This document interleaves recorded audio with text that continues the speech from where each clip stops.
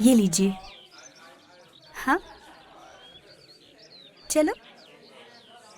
अरे वहिनी, वंदु, आप यहाँ? अरे आज हम लोग महाबलेश्वर जा रहे हैं ना, तो इसलिए सोचा मंदिर जाकर आऊं।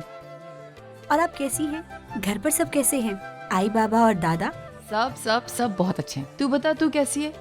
मैं भी बिल्कुल ठीक हूँ। और अब तेरा काम कैसे चल रहा है? बिल्कुल अच्छा चल रहा है।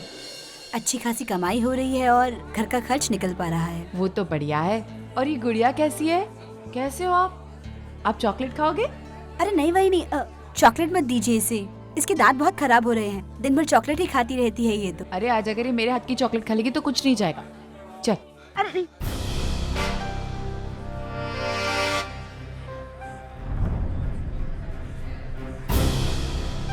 वंदु, ये तेरे हाथ पे क्या?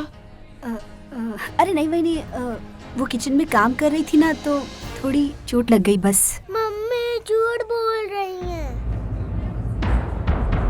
कल पापा ने मम्मी को बहुत मारा। नहीं वहिनी, आप इसकी बात क्या सुन रही है? ये तो झूठ बोल रही है। ऐसा कुछ भी नहीं हुआ था। ये झूठ बोल रही है ना, तो इसके सर पे हाथ रख के कसम खा। वंदु, मैंने तुझे हमेशा कहा है कि तुम मेरी ननद ही नहीं, तू हमेशा से मेरी छोटी बहन रही है। प्लीज मुझसे कुछ छुपा मत। मुझे पता क्या बात है।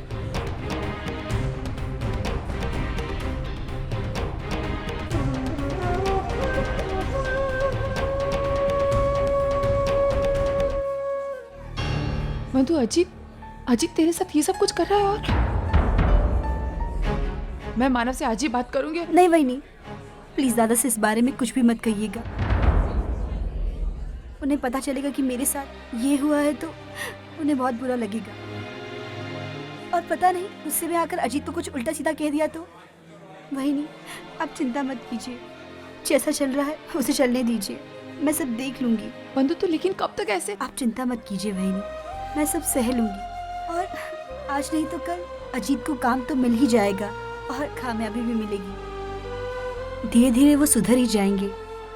उन्हें अपनी गलती का एहसास भी हो जाएगा। आप तो जानती हैं ना कि अजीत दिल के बुरे नहीं हैं। मुझसे कितना प्यार करते हैं। हाँ, बस वो कभी कभी फ्रस्ट्रेशन में आकर थोड़ा बहुत। और वहिनी, मुझे अपने प्यार पर पूरा भरोसा है। एक ना एक दिन अजीत सुधर ही जाएंगे। आप यकीन मानिए। मैं चलती हूँ।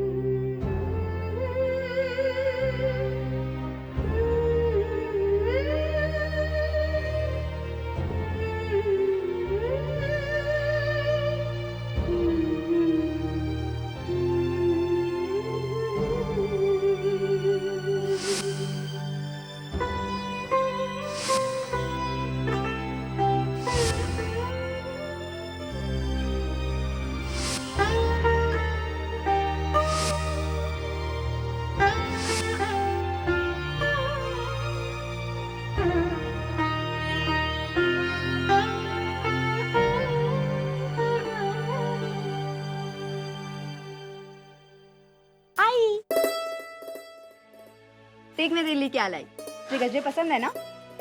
मुझे ये बता, तू है कैसी? मैं एकदम ठीक हूँ। कैसे लगे तुझे? और ये क्या?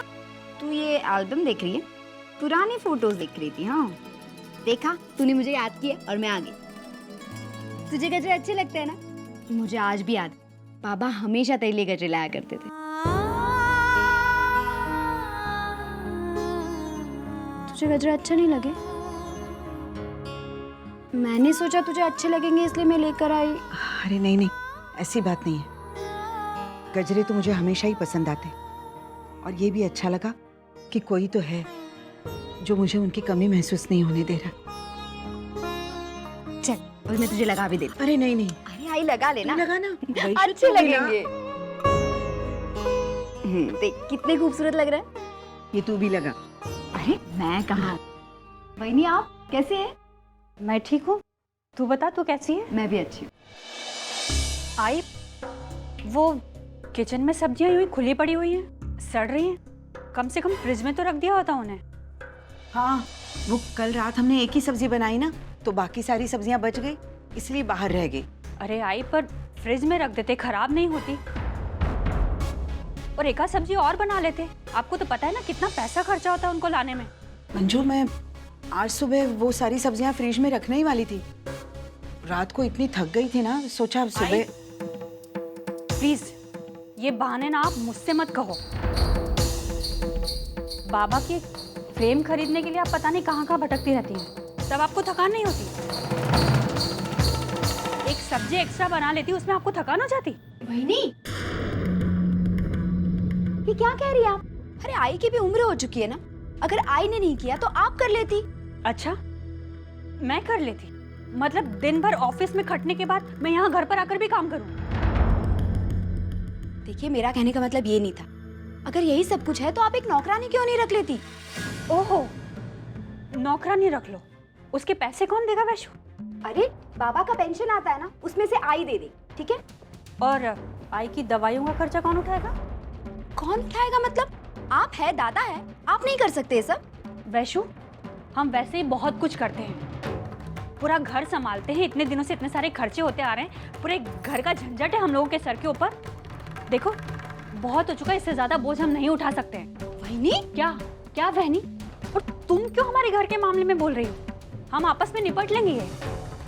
और तुम्हें अगर इतना ही प्यार है ना अपनी आई से, तो इन्हें अपने साथ में लेकर अपने घर पर जाओ।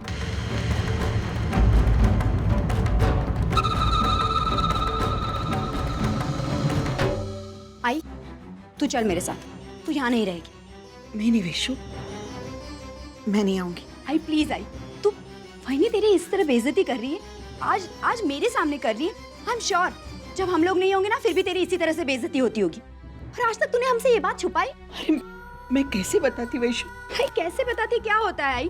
तेरे घर में, तेरे अपने घर में तुझसे नौकरानी जैसा सलूक किया जा रहा है। मैं तुझे यहाँ नहीं रहने दूंगी, तू चल मेरे साथ। नहीं, अरे कल तेरे बाबा आएंगे और उन्हें पता चलेगा कि मैं घर में नहीं हूँ, तो उन्हें बहुत बुरा लगेगा। भाई बाबा कहाँ है, कैसे हैं, ये हम कोई नहीं जानते।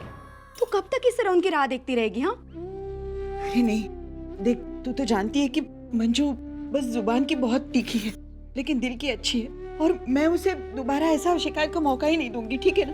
देख तू जबरदस्ती मत कर, लेकिन मैं नहीं आऊंगी। और मुझसे वादा कर कि तू ये सारी बातें किसी को नहीं बताएगी। तुझे मेरी कसम वैशु, किसी को नहीं बताएगी। ठीक है, मैं वादा करती हूँ, मैं ये बात किसी को नहीं बताऊँ। और अभी तो रो मत। हाँ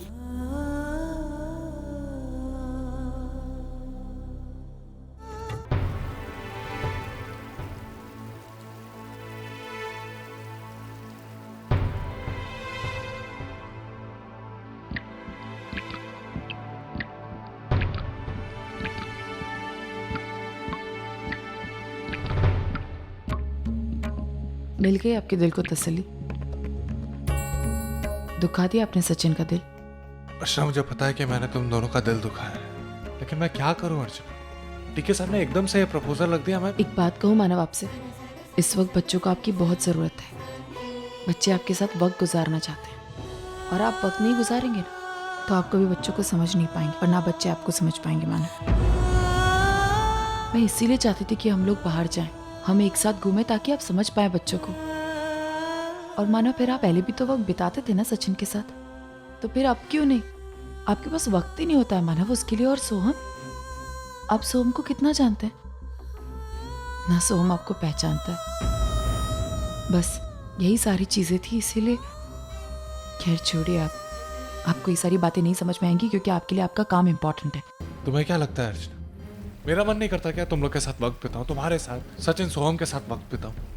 अरे किसके लिए कर रहा हूं मैं? तुम्हारे लिए कर रहा हूं, उनके लिए कर रहा हूं। उसके लिए थोड़ा सा कॉम्प्रोमाइज करना पड़े तो अर्चना, बस ये काम खत्म हो जाए, उसके बाद फिर प्लान बना लेंगे। और नहीं मानव, प्लीज अब आप कोई वादा मत कीजिएगा, क्योंकि अगर आपने वादा तोड़ा ना तो मैं समझ जाऊंगी, लेकिन सच्चू को समझाना बहुत मुश्किल हो जाएगा। और मैं नहीं चाहती हूँ कि सच्चू को कभी भी ये लगे उसके पापा उससे झूठ बोलते हैं।